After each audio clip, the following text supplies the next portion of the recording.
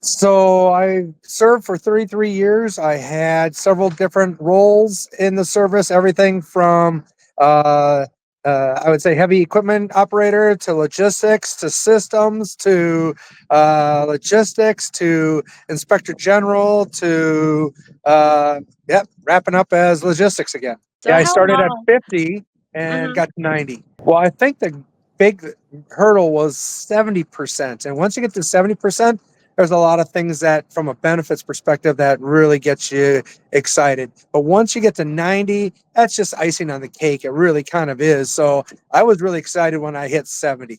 70 allows you, from a state perspective, property tax cuts, right? So that's where that first aspect of it is. They don't care if you're 70, 90, or 100. It's a 70 mark that allows you there. So that's instant money in your pocket, right? And so that was one of the things that I was excited about when that happened. I was like, "Oh, that's amazing! I'm really excited that it's working out."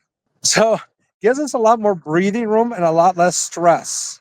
That's a big thing there because I mean, it was stressful knowing that things that were in your career weren't being recognized, right?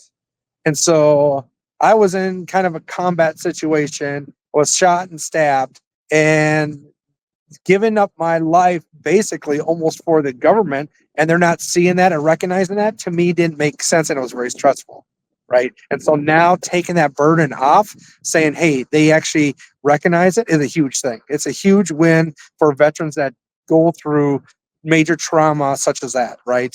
I've already shared it with my neighbors that have been served. I have a friend that actually recently used Trajector. I think he was stuck at 70%.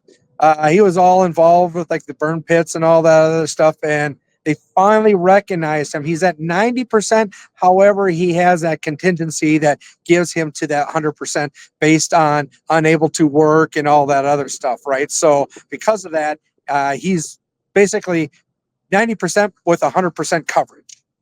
So that's a huge thing for him that he was fighting for a long time too. And I think that's where I messed up in the past is I had no idea, and I really never claimed my worst days. I got really bad days.